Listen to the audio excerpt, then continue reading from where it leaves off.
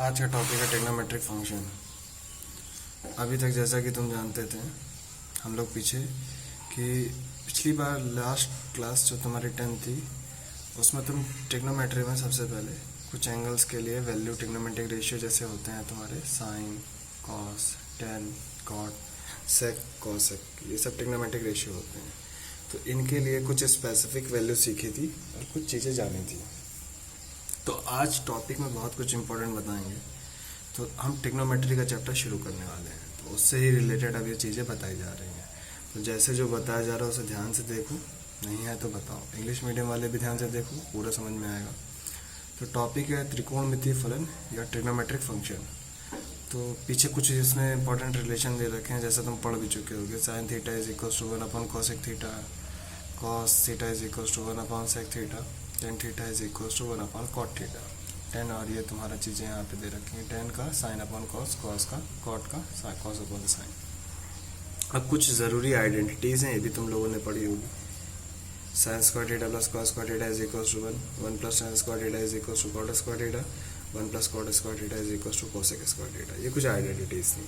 और last time तुम लोगों ने कुछ एक टेबल पढ़ी थी वैल्यूज़ के लिए, कुछ ये वाली देख लो, जिसमें तुम up to theta from 0 to 90 तक तुमने डिफरेंट ट्रिग्नोमेट्रिक रेशियो यहाँ पे निकालना सीखे हैं। देख लो, ये वैल्यूज थी। इंग्लिश मीडियम वालों ऐसे ध्यान से समझो, बहुत अच्छे से आ जाएगा, समझने की कोशिश करो। ये मैथ्स है। साइन थीटा और एक कॉस थीटा, टेन, कॉट, सेक, कॉसेक, सभी के लिए वैल्यू दे रखी है। अब हमारे पास अभी जो तुमने 10th में सीखा है, 10th में तुम केवल 0 से लेकर 90 के बीच तक ही वैल्यू निकाल पाते थे। जैसे साइन 90 बोल दे, साइन 60 बोल दे, साइन 45 बोल दे, 30, 0, तो ये सब निकाल दोगे। लेकिन अगर हम इससे बड़ी वैल्यू बोल दे लाइक 120, 150, तो ये नहीं निकाल पाओगे। तो इसी के लिए कुछ स्पेशल मेथड बताने वाले हैं। तो वहाँ पर हम तुम्हें पहले मेथड बता रहे हैं, उस मेथड को देखो, समझो, और जब पूरा देख लेना फिर एग्जाम्पल देख लेना। पहले पूरा सुन लेना, जैसा जो बता रहा हूँ उसे रटना है। तो अब हमारा टॉपिक ये है कि new trigonometric trigonometric function for the values of theta up to 360। Means यहाँ पे अब जो हम यहाँ पे पढ़ेंगे उन सब में ट्रिग्नोमेट्रिक रेशियो हम 0 से लेकर 360 के बीच में निकाल पाएंगे। अभी तक केवल 90 तक जा पाते थे, लेकिन अब हम 360 से पहले कहीं पे भी पहुँच सकते हैं। 360 तक किसी के लिए भी निकाल सकते हैं जो कुछ स्पेसिफिक वैल्यू है। तो उसके लिए मैं तुम्हें एक मेथड बताने वाला हूँ, बहुत ध्यान से सुनना और इसे सब लोग कॉपी में बना लेना, समझ लेना। पहले सबसे पहले यहाँ कुछ रूल याद करो। जो जैसा बता रहा हूँ उसे ऐसा याद कर लो, कोई क्वेश्चनिंग नहीं करनी है इसमें। तो जरा ध्यान से सुनना और समझने की कोशिश करना। ये डायग्राम देखो। सबसे पहले ये हमने यहाँ पर इसको क्वाड्रेंट यहाँ खींचे हैं। ये फर्स्ट क्वाड्रेंट बोला है, ये सेकेंड है, ये थर्ड है, ये फोर्थ है। कुछ रूल बता रहा हूँ, चुपचाप इसे पहले याद कर लो। पहला क्वाड्रेंट, दूसरा, तीसरा, चौथा। अब ये याद कर लो कि जो पहला क्वाड्रेंट होता है वो कहाँ से कहाँ तक रहता है। भाई ये तुम देखो 0, यहाँ पे पहला क्वाड्रेंट जो होगा वो यहाँ से यहाँ तक रहेगा, यानी कि ये 0 से 90 के बीच में होगा। देख लो, तो इसीलिए मैंने इसको इंडिकेट करा है 90 माइनस थीटा से। क्लियर है? देख लो, पहला वाला वो 0 से 90 के बीच में रहेगा, इसलिए से 90 माइनस थीटा। दूसरा क्वाड्रेंट, अब जब 90 से एंगल बड़ा हो जाएगा, यानी कि ग्रेटर देन 90 हो जाएगा, ये बिटवीन 0 to 90 रहेगा। अब जब 90 से अब जाओगे तो 90 से अब और 180 से लेस। तो देखो, ये जो तुम्हारा सेकंड क्वाड्रेंट रहता है, ये रहता है बिटवीन 90 to 180, 90 से 180 के बीच में। समझ गए? मतलब 90 से ज़्यादा का एंगल या फिर 180 से कम का एंगल, वो तुम्हारा आएगा सेकंड क्वाड्रेंट में। इसीलिए इसको इंडिकेट करा गया है 90 प्लस थीटा, 180 माइनस थीटा। देख लो, फर्स्ट क्वाड्रेंट को इंडिकेट करा था 90 माइनस थीटा से, सेकेंड क्वाड्रेंट को इंडिकेट करा है 90 प्लस थीटा, 180 माइनस थीटा। यहाँ तक आ गया होगा। सेकेंड क्वाड्रेंट समझ में आ गया, फर्स्ट क्वाड्रेंट समझ में आ गया। थर्ड क्वाड्रेंट पे आ जाओ, तो यहाँ तक देखो जरा, 180 डिग्री का एंगल हो चुका है। अगर हम यहाँ से यहाँ तक देखें तो ये 180 डिग्री का एंगल हो चुका है। अब 180 को क्रॉस करोगे तो 180 के ऊपर आते ही थर्ड में, और ये मैक्सिमम इसकी लिमिट जो है 270 है। समझे? ये 0 यहाँ 0 थी इसकी लिमिट, ये 90 थी, ये 180 से ऊपर और 270 के बीच का एंगल तुम्हारा थर्ड क्वाड्रेंट में आएगा। देख सकते हो, क्लियर हो गया होगा। ये लिखा है, याद कर लो। चौथा रूल ये याद कर लो, यहाँ पे टेबल जैसे बता रहा हूँ ऐसे समझ जाता है। और फोर्थ क्वाड्रेंट में तुम्हारा जो है होगा एंगल, वो बिटवीन होगा 270 to 360। 270 से अगर बड़ा होगा या 360 से छोटा होगा, दोनों ही केस में तुम्हारा ये जो एंगल होगा ये इनके चौथे क्वाड्रेंट में आएगा। ठीक है, तब तक तुम्हें ये समझ में आ गया होगा कि एंगल कब और किस क्वाड्रेंट में आएगा। पहले तो ये पता होना चाहिए कि एंगल हमारा किस क्वाड्रेंट में आएगा, ये ज़रूर निकालना आना चाहिए। 0 से 90 के बीच में है पहला, 90 से 180 के बीच में है दूसरा, 180 से 270 के बीच में है तीसरा, और अगर तुम्हारा बिटवीन 270 टू 360 है तो फोर्थ। ठीक है, ये चारों क्वाड्रेंट हो गए।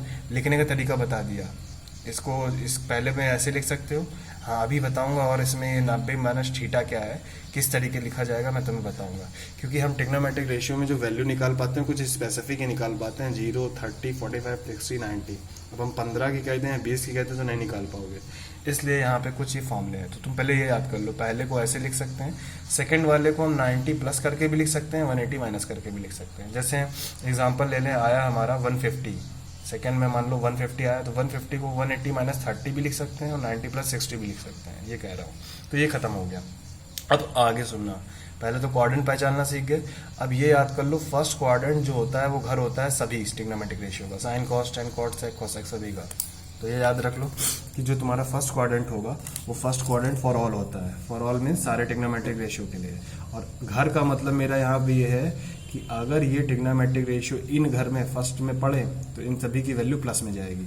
सेकंड याद कर लो, सेकंड होता है साइन और कोसेक का, केवल साइन और कोसेक ही प्लस रह पाएंगे, बाकी जो अदर होंगे तुम्हारे सब नेगेटिव हो जाएंगे। केवल जैसे बता रहा हूं ऐसे याद करते जाओ। थर्ड क्वाड्रेंट जो होगा तो केवल टेन और कॉट के लिए पॉजिटिव होगा, बाकी सबके लिए नेगेटिव। फोर्थ क्वाड्रेंट तुम्हारा जो होगा कॉस और सेक के लिए पॉजिटिव, बाकी सबके लिए नेगेटिव। क्लियर है? तो first for all, second only for sine cosec, third for tan cot, fourth तुम्हारा कॉस सेक। तो ये चार क्वाड्रेंट है, डिफरेंट डिफरेंट रेशियोज के लिए तुम्हारे डिफरेंट डिफरेंट है। याद हो गया होगा। दो ही रूल बताएं, पहला ये बताया कि थीटा किस क्वाड्रेंट में लाई करेगा, सेकेंड की किसका कौन घर है। दोनों चीज़ें क्लियर हो गई होंगी। अब इसके बाद आते हैं आगे, एक बहुत इंपॉर्टेंट रूल याद रखना। अब ये पहला रूल नंबर 1, दो बता दिए हैं ऊपर, क्वाड्रेंट देखना पता होना चाहिए। तो क्वाड्रेंट देखने से तुम्हें एंगल लिखना आ जाएगा, जैसे ये लिखा है मैंने, इसी तरीके तुम भी लिखोगे। और दूसरा यहाँ पे कि किसका घर होता है ये याद रख लो, मतलब वहाँ पे कौन पॉजिटिव रहता है, मोटा मोटा ये कहने का मतलब है। ठीक है, इंग्लिश मीडियम वाला तुम भी देख लो। सेकंड, ये जो तुम्हारे क्वाड्रेंट जो भी तुम्हारे ट्रिग्नोमेट्रिक रेशियो हैं, जिस क्वाड्रेंट में मैंने लिखा है उनको, उसमें वो प्लस में रहेंगे। अब जैसे सेकंड में साइन कॉस लिखा है, साइन कॉसेक, तो साइन कॉसेक प्लस में रहेंगे, बाकी सारे नेगेटिव। कैसे होगा आगे दिखाऊंगा। तो अब इसके बाद एक रूल नंबर 1 है, ये याद कर लो, बहुत इंपॉर्टेंट है। जैसा बता रहा हूँ, sine change into cos, tan, और cos change into sine, tan change into cot, cot change into tan, sec change into cosec, cosec change into सेक।